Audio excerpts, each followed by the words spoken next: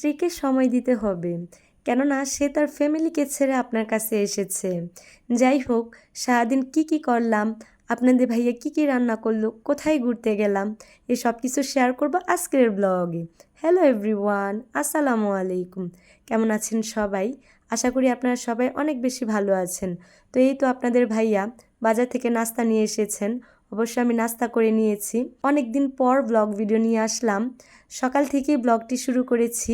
দেখেন আপনাদের ভাইয়া কত রকমের বাজার করে নিয়ে এসেছেন।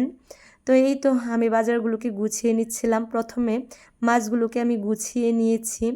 অবশ্য যেহেতু এগুলো ছোট মাছ, সেজন্য আমি কাটবো না, এভাবেই ফ্রিজে রেখে দিব। আর পাঙ্গাস মাছ তো আপনাদের ভাইয়া কেটেই নিয়ে এসেছেন।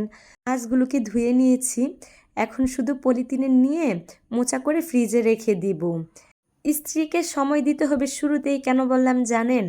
আজকে কয়েকদিন যাবৎ ফেসবুক টিকটক স্ক্রলিং করলেই শুধু পলাশ ভাইয়ের মৃত্যুর খবরটা দেখতেছি, খুবই কষ্টদায়ক। এজন্য আমার মনে হয় যে স্ত্রীকে স্ত্রীর জায়গায় রাখতে হবে আর মাকে মার জায়গায় রাখতে হবে। যাই হোক, আমি বাজারগুলোকে গুছিয়ে নিয়েছি। আর এইদিকে আপনাদের ভাইয়া বাবুর জন্য খাবার তৈরি করছেন। বাবুকে যেহেতু প্রথম বাইরের খাবার দিব, সেজন্য দেখেন আপনাদের ভাইয়া বাবুর জন্য কত কিছু নিয়ে এসেছেন। মূলত এই ভিডিওটি ছিল রবিবারের, আর এই বাজারগুলো করেছিল শনিবার রাতে। ছোট বাবু যেহেতু আছে, তো সব কিছু মিলে আর কি তখন ভিডিওটি আপলোড করতে পারিনি, তাই আজকে আর কি আপনাদের সাথে শেয়ার করলাম।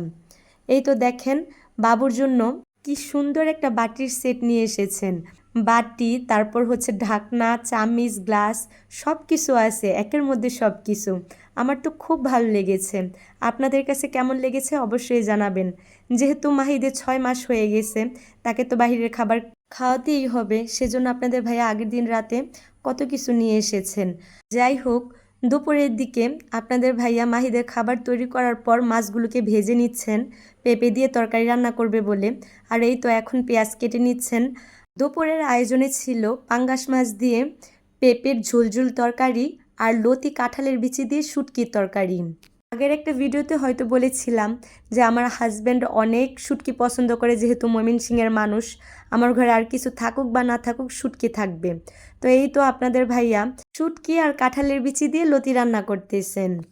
কাঁঠালের বিচি আর শুটকি দিয়ে এই লতি তরকারি রান্নাটা না অনেক মজা লাগে, বিশেষ করে গরম ভাত দিয়ে খেতে। যাই হোক, আপনাদের ভাইয়া লতি তরকারি রান্না করেছেন, আর এই তো পেঁপে দিয়ে পাঙ্গাস মাছের তরকারি রান্না করেছেন। তো দুপুরে খাওয়া দাওয়া করে আমরা একটু বিকালে বের হয়েছিলাম। দেখেন জায়গাটা কত সুন্দর। আমার বাসা থেকে 10 মিনিটের মতো লাগে এই জায়গায় যেতে।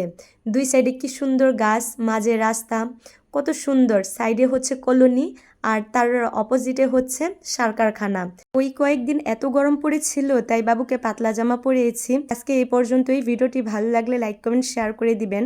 ভালো থাকবেন সবাই। আল্লাহ হাফেজ।